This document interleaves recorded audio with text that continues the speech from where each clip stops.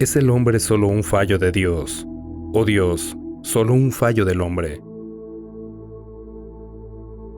¿Y? Preguntaron los señores al entrar el profesor Goclenius más rápidamente de lo que era su costumbre, y visiblemente alterado. ¿Le entregaron las cartas? ¿Ya está Johannes Skoper viajando de regreso a Europa? ¿Cómo se encuentra? ¿Llegó alguna colección con el correo? Inquirían todos a la vez.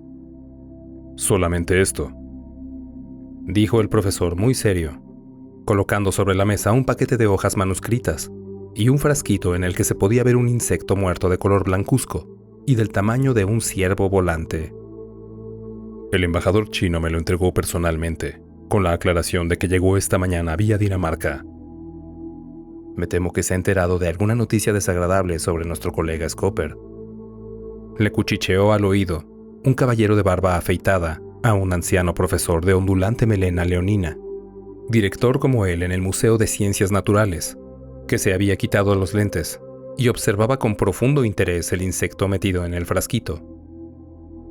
Era aquel un recinto muy particular, en el que los señores, 6 en total, y todos ellos investigadores científicos de la vida de los lepidópteros y coleópteros, se hallaban sentados alrededor de una ancha y larga mesa. La mezcla de los olores de alcanfor y sándalo acentuaban ese clima extrañamente mortuorio que se desprendía de los diodones que pendían de cuerdas fijas en el cielo raso y que, con sus ojos vidriosos y saltones, parecían las cabezas truncadas de espectadores fantasmales, las máscaras diablescas de salvajes tribus insulares, los huevos de avestruz, las bocazas de tiburón y los dientes de narval, los monos derrengados y de otras 1000 formas y figuras grotescas provenientes de zonas muy lejanas. De las paredes, colgados sobre los marrones armarios carcomidos, que tenían algo de monacal bajo el sol del atardecer, que jugueteaba con las plantas del jardín y las combadas rejas de la ventana, pendían, amorosamente enmarcados en oro y semejantes a retratos de venerables antepasados, cuadros a todo color de escarabajos en proporciones gigantescas, con una de sus manos extendida en un gesto cordial, una tímida sonrisa rodeándole los ojitos redondos y la nariz en forma de botón, con el alto sombrero de copa de uno de los señores disectores sobre su cabeza y el porte de un alcalde de aldea que se hace fotografiar por primera vez en la vida. Un lirón se asomaba obsequiosamente desde un ángulo del aula, en el que también se balanceaban unos cuantos cueros de víbora. La cola oculta entre las sombras más lejanas del corredor y las partes más nobles de su cuerpo, a punto de recibir una nueva mano de esmalte, para dar cumplimiento de este modo al deseo expreso del señor ministro de Enseñanza, el orgullo de todo el instituto. Un cocodrilo de 12 metros de largo espiaba por la puerta entreabierta. El profesor Goclenius había tomado asiento, desatado la cinta que mantenía atadas las hojas manuscritas y pasado rápidamente la mirada sobre las primeras líneas, acompañándose con un murmullo inteligible. Esto está fechado en Bután, en el sudeste del Tíbet, el 19 de julio de 1914, o sea, 4 semanas antes del estallido de la guerra, de lo que se infiere que esta carta tardó más de 1 año en llegar a nuestras manos. Y agregó, luego de una pequeña pausa, nuestro colega Johannes Skoper escribe aquí, entre otras cosas, lo siguiente. En otra oportunidad, les relataré más detalladamente el rico botín que pude obtener durante mi largo viaje por tierras fronterizas chinas, pasando por Assam hasta llegar a Bután, país todavía inexplorado. Hoy solo quiero referirme lo más sucintamente posible a las circunstancias asombrosas a las que debo el descubrimiento de un grillo blanco, como verán, totalmente nuevo. El profesor Goclenius señalaba, mientras leía estas últimas palabras al insecto que estaba en el frasco, y que los chamanes utilizan para fines religiosos bajo el nombre de Pat, una palabra que les sirve a la vez de insulto para todo lo que se parezca a un europeo o individuo de raza blanca. Pues bien, cierta mañana me entero, por intermedio de unos peregrinos lamaístas que se dirigían a Lhasa, que cerca de mi campamento se encontraba un alto exponente de los Dugpas, algo así como sacerdotes del diablo, temidos en todo el territorio del Tíbet. reconocibles por sus gorros escarlatas, y que afirman ser descendientes directos del demonio de los hongos. Lo cierto es que estos Dugpas pertenecen a la antiquísima religión tibetana de los lamaístas y chamanes, de la cual conocemos poco y nada, y son hijos de una raza extraña cuyos orígenes se remontan hasta la noche de los tiempos. Este Dugpa, me decían los peregrinos mientras hacían girar furtiva y supersticiosamente su molinillo de oraciones, es un Samche Michevat, un ser que ya no debe ser designado como hombre, que puede ligar y desligar, alguien que, para decirlo en pocas palabras, gracias a su facultad de ver más allá del tiempo y del espacio, puede realizar todo lo que se proponga en esta tierra. Existen, así me dijeron, dos caminos para alcanzar estas alturas que sobrepasan todos los poderes humanos. Uno, que es el de la luz, la compenetración con Buda, y otro opuesto, el camino de la mano izquierda, al que solamente tiene acceso un Dugpa de nacimiento, y que viene a ser un camino espiritual lleno de horror y de espanto. Estos Dugpas natos pueden aparecer, aunque muy raras veces, en cualquiera de los puntos cardinales, y son casi siempre hijos de padres sumamente religiosos. Parecería, opinaba el peregrino que me confesaba todas estas cosas, que la mano del Señor de las Sombras colocara en estos casos una rama emponzoñada en el árbol de la santidad. Resulta ser que existe un solo medio para saber si un niño se halla o no espiritualmente vinculado a la Liga de los Dugpas. De ser así, el remolino de cabello que todos tenemos en la coronilla debe girar de izquierda a derecha, en vez de hacerlo en dirección inversa.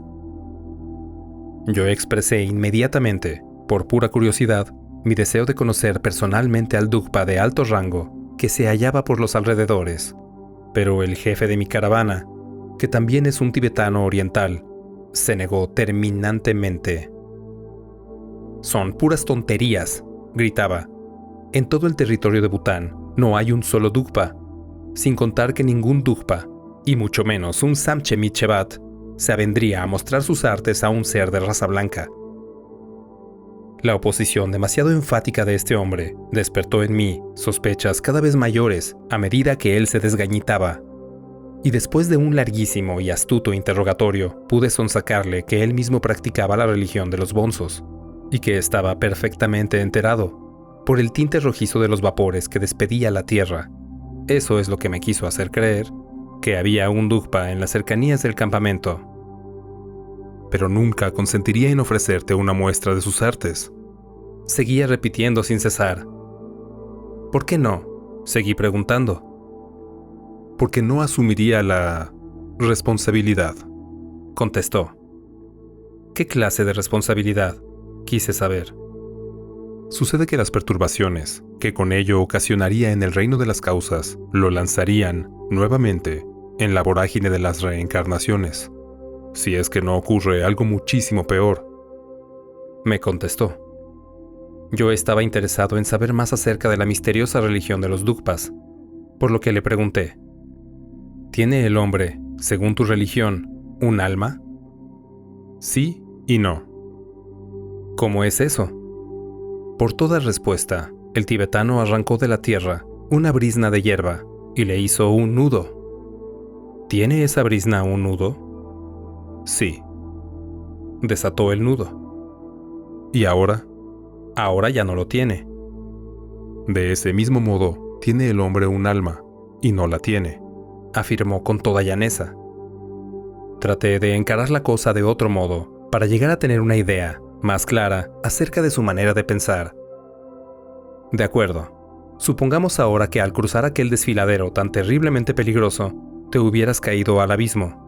¿Tu alma habría seguido viviendo o no?». «Yo no me habría caído». Haciendo una nueva tentativa, le mostré mi revólver. «¿Y si ahora te mato de un tiro, seguirías viviendo o no?». «Tú no me puedes matar». «Claro que puedo». «Bueno, entonces trata de hacerlo». «Ni loco», pensé para mis adentros. Ese sí que sería un buen enredo. Andar por ese ilimitado terreno montañoso, sin un jefe de caravana. Él pareció haber adivinado mis pensamientos, y sonrió, no sin cierto sarcasmo. Era desesperante. Me quedé callado por un buen rato. Lo que sucede es que no puedes querer, dijo retomando la palabra. Detrás de tu voluntad hay una infinita cantidad de deseos, algunos que conoces y otros que no conoces, y todos ellos son más fuertes que tú. ¿Qué es entonces el alma según tu religión? Le pregunté enojado. ¿Tengo yo, por ejemplo, un alma? Sí. ¿Y si me muero, mi alma sigue viviendo? No. Pero la tuya, después de tu muerte, ¿sí? Sí, porque yo tengo un nombre. Yo también lo tengo. Sí, pero no conoces tu nombre verdadero. Por lo tanto, no lo tienes. Eso que consideras tu propio nombre no es más que una palabra hueca, inventada por tus padres. Cuando duermes, te lo olvidas. Yo no me olvido de mi nombre cuando duermo. Pero cuando estés muerto, tampoco podrás saberlo, repliqué. No, pero el maestro lo conoce y no lo olvidará jamás. Y cuando él me llame por mi nombre verdadero, volveré a levantarme. Solamente yo y ningún otro, porque yo soy el único que lleva mi nombre. Nadie más que yo lo tiene. Eso que dices tú que es tu nombre, lo tienen muchos otros en común contigo, igual que los perros. Terminó murmurando con desprecio, y si bien entendí perfectamente sus últimas palabras, dejé que creyera que no había sido así. ¿Y qué es lo que tú entiendes por maestro? Le pregunté con la mayor naturalidad. El Samche Michevat. ¿El que ahora es casi nuestro vecino? Sí, pero es solo su reflejo el que se encuentra ahora cerca de este campamento. Aquel que él es en realidad está en todas partes, y puede no estar en parte alguna si quiere. ¿Eso quiere decir que puede volverse invisible?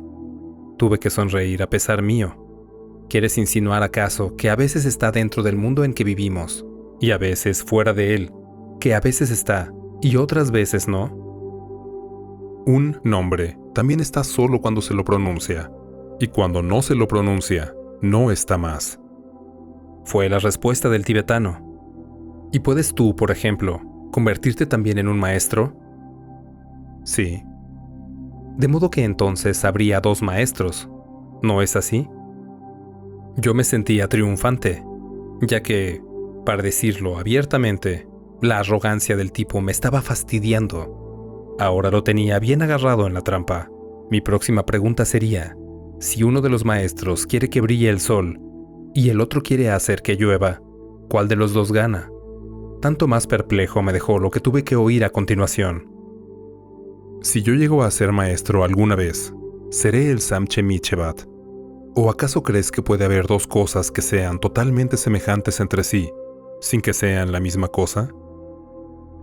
Digas lo que digas, en tal caso serían dos, y no uno. Si yo me cruzara con ustedes, serían dos las personas que yo vería, y no uno solo. Le contradije. El tibetano se agachó.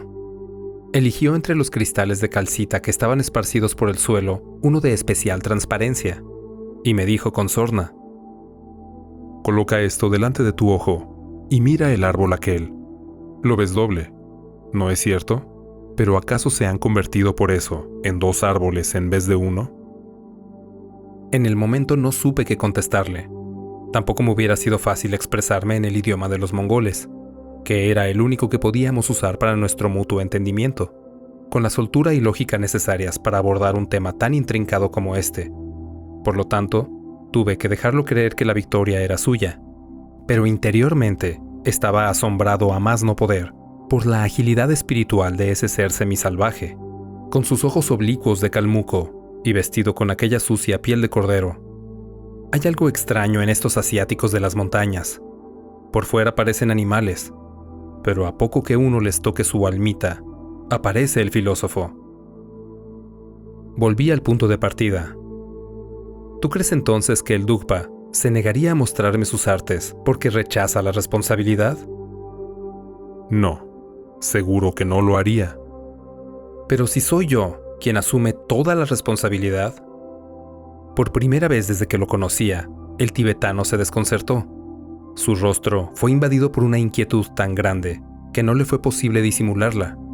Una expresión de crueldad salvaje, para mí inexplicable, se alternaba con otra de hondo regocijo. En todos estos meses que anduvimos juntos, hemos pasado semanas enteras corriendo peligro de muerte.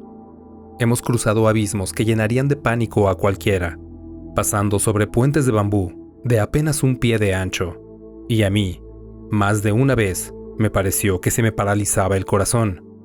Hemos cruzado desiertos y casi nos hemos muerto de sed, y él nunca perdía, ni por un solo minuto, su equilibrio interior. Y ahora, ¿cuál podía ser la causa que le hacía ponerse tan fuera de sí? Con solo mirarlo me bastó para saber que en su mente las ideas se agitaban en loco torbellino. Condúceme hasta el Dugpa. Yo te recompensaré, holgadamente. Intenté de nuevo. Quiero pensarlo, me contestó, por fin. Todavía era de noche cuando entró en mi carpa para despertarme. Ya se había decidido, me dijo, y estaba dispuesto. Había ensillado 2 de nuestros hirsutos caballos mongoles, cuya altura no es mucho mayor que la de un perro grande, y nos internamos en la obscuridad de la noche. Los hombres de mi caravana seguían profundamente dormidos alrededor de las casi extinguidas fogatas diseminadas por el terreno. Pasaron horas sin que cambiáramos una sola palabra.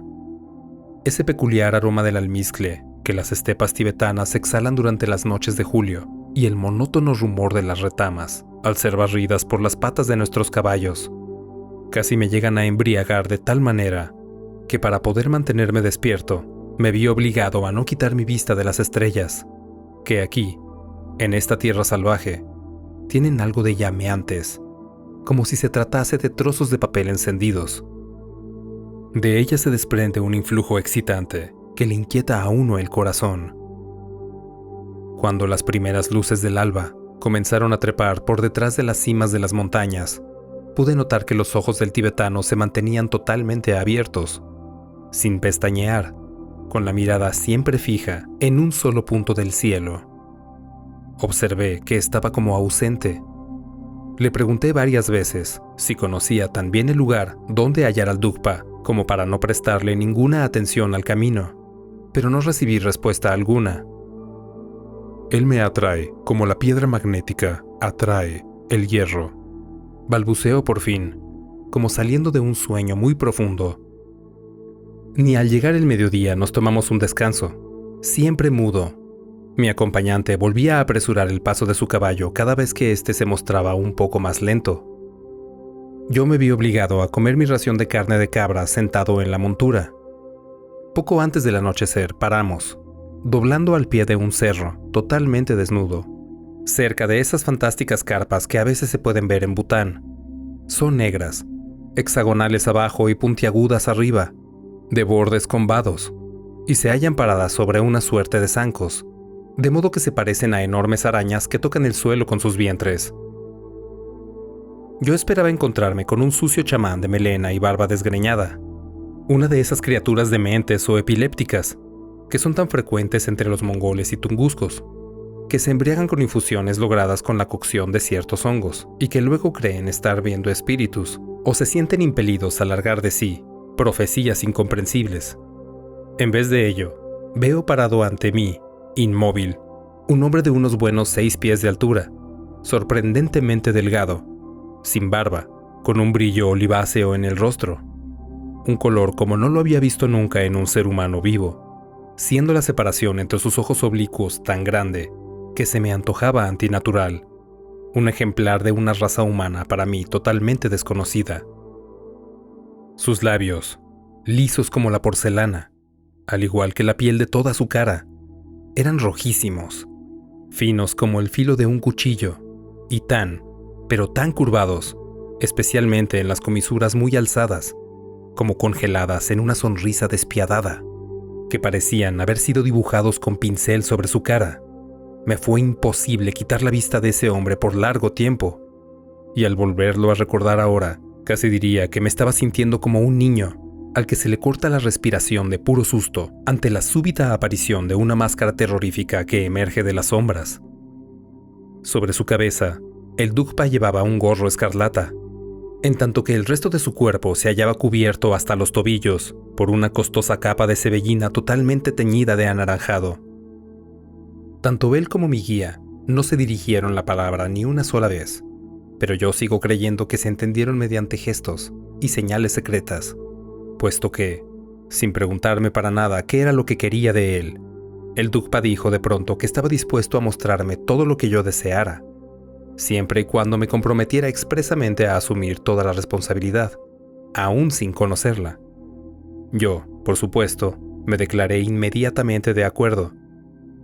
Como prueba de ello, yo debía tocar la tierra con mi mano izquierda. Así lo hice. Se nos adelantó entonces en silencio durante un corto trecho, y nosotros lo seguimos hasta que nos ordenó que nos sentásemos. Tomamos asiento junto al borde de una elevación de terreno que se asemejaba curiosamente a una mesa. ¿Llevaba yo conmigo un lienzo blanco? Empecé buscando desesperadamente en todos mis bolsillos, pero nada, hasta que por fin hallé escondido, en el fondo rasgado de mi chaqueta, un viejo mapa plegadizo de Europa bastante borroso ya, que evidentemente había llevado conmigo sin saberlo durante todo mi viaje por el Asia. Lo extendí entre nosotros, y le expliqué al Dugpa que el dibujo representaba un mapa de mi patria. Intercambiaron una rápida mirada con mi guía, y nuevamente pude ver cómo en el rostro del tibetano aparecía esa expresión maligna, casi se podría decir de odio, que tanto me había llamado la atención la noche anterior. ¿Deseaba yo ver el juego mágico de los grillos? Asentí con la cabeza, y supe al instante qué era lo que me iba a tocar presenciar. Ese truco famoso que consiste en hacer aparecer diversos insectos bajo el influjo de un silbido o algo semejante. Tal cual, no me había equivocado. El Dugpa dejó oír un sonido chirriante, suave y metálico, cosa que estas gentes logran mediante el uso de una campanita plateada que llevan oculta entre sus ropas. E inmediatamente un montón de grillos fueron saliendo de sus recovecos dentro de la tierra para reunirse sobre el mapa. Cada vez más y más, infinidad de ellos. Ya me estaba enojando de solo pensar que por un ridículo truco circense, que ya había tenido oportunidad de presenciar varias veces en la China, hubiese emprendido una cabalgata tan trabajosa. Pero el espectáculo que de ahí en más se ofreció ante mi vista me compensó con creces el esfuerzo realizado. Los grillos no solo pertenecían a una especie totalmente desconocida para la ciencia, lo que los hacía interesantes de por sí, sino que además se comportaban de una manera más que peculiar. Apenas hubieron tomado contacto con el dibujo del mapa, comenzaron a correr sin ton ni son en todas direcciones, para luego ir formando grupos que se examinaban mutuamente con desconfianza. Súbitamente, cayó sobre el centro mismo del mapa una mancha de luz con los colores del arco iris. Provenía, como constaté al momento, de un pequeño prisma de vidrio que el Dugpa había puesto contra el sol. Y en pocos segundos, los pacíficos grillos se convirtieron en un apelotonamiento de insectos que se destrozaban entre sí de la manera más abominable. El espectáculo era demasiado repulsivo como para poder pensar en describirlo. El chirriar de los miles y miles de alas daba un tono altísimo, casi melodioso, que me llegó hasta la médula de los huesos. Si bien se asemejaba al canto de los grillos que todos conocemos, estaba compuesto de un odio tan infernal, mezclado con una suerte de lamento tan atroz, que yo sé que no lo podré olvidar jamás. Por debajo de esa masa de cuerpo se iba derramando un jugo espeso y verdoso. Le ordené al Dugpa que parara de inmediato esa bestialidad, pero él ya había guardado el prisma y se limitó a responderme con un encogimiento de hombros. En vano me esforzaba por separar a los grillos con un palo. Sus locas ganas de matar ya no conocían límite. Cada vez aparecían más de ellos. Venían en tropel para participar de este juego macabro, hasta formar una montaña vibrante y pataleante tan alta casi como un hombre. A una legua a la redonda, la tierra se hallaba cubierta por insectos enloquecidos, que formaban una masa blancuzca que pugnaba por llegar al centro, movida por un solo pensamiento: matar, matar, matar. Algunos grillos que iban cayendo malheridos del montón y no podían volver a subir, se destrozaban a sí mismos con sus antenas. El chirrido era por momentos tan fuerte y tan espantosamente agudo que me tuve que tapar los oídos con las manos, porque estaba seguro de no poder soportarlo más. Finalmente, gracias a Dios, los animales parecían ser cada vez menos. Las filas que salían de debajo de la tierra se hacían cada vez más raras, hasta que cesaron por completo. ¿Y ahora qué se propone?, pregunté al tibetano, cuando vi que el Dugpa no demostraba ninguna intención de dar por terminada la representación, sino que más bien parecía esforzado en mantener sus pensamientos concentrados en vaya uno a saber qué idea.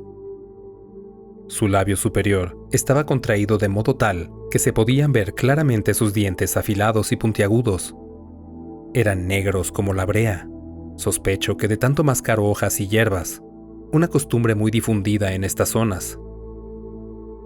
Liga y desliga. Oí que me respondía el tibetano.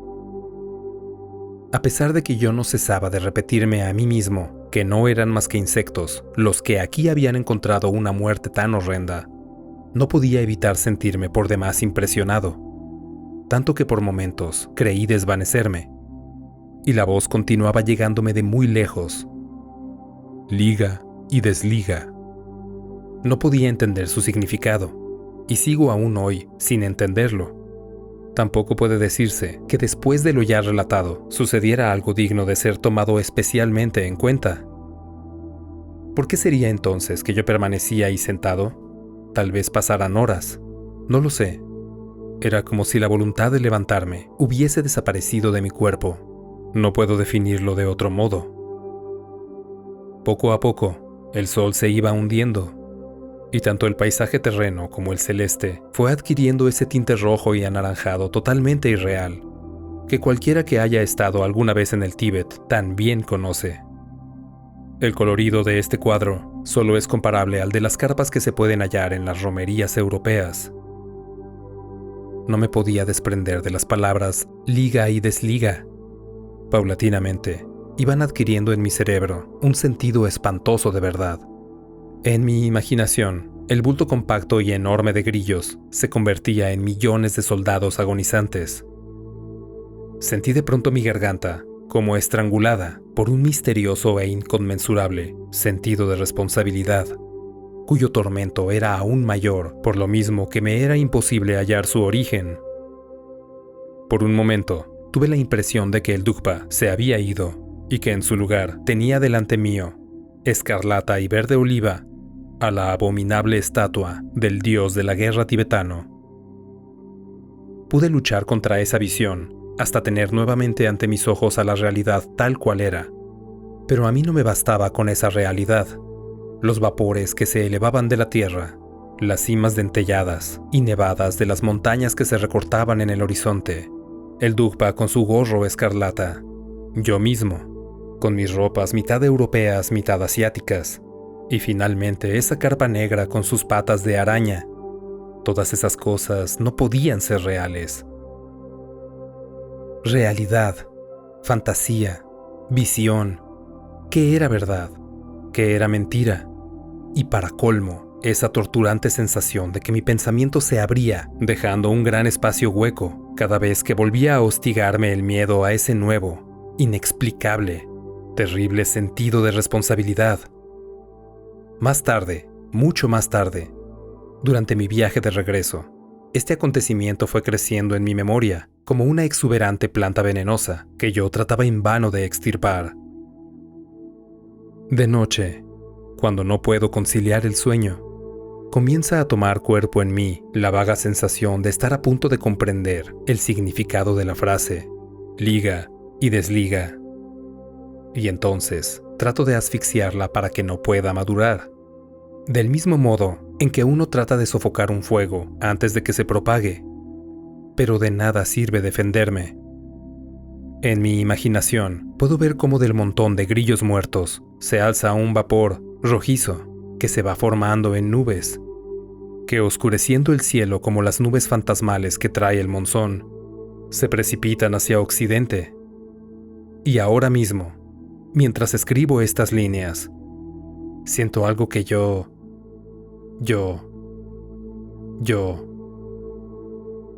Aquí la carta se interrumpe, dijo el profesor Goclenius.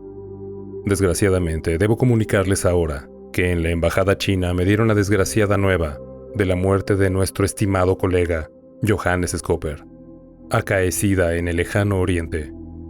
El profesor no pudo seguir. Un fuerte grito lo interrumpió. No puede ser. El grillo sigue vivo después de todo un año. ¡Increíble! ¡Atrápenlo! ¡Se vuela!, vociferaban todos al mismo tiempo. El profesor de la melena leonina había destapado el frasco, dejando salir al insecto aparentemente muerto. Un momento después de todo este alboroto, el grillo había salido volando por la ventana hacia el jardín, y los graves señores científicos, en su afán por darle caza, casi se llevan por delante al portero del museo, que venía para encender las lámparas de la sala de profesores. Moviendo pensativamente la cabeza, el viejo observaba a esos extraños personajes, que en el jardín trataban de dar caza a un pequeño insecto volador. Luego miró hacia el cielo del atardecer, rumiando para sí. Las formas que pueden llegar a tomar las nubes en estos tiempos de conflicto. Ahí hay una que parece un hombre con un gorro rojo y la cara verde. Si no fuese porque los ojos están tan separados, se diría que es igualito a un ser humano. Realmente, a mi edad, lo único que me falta es volverme supersticioso.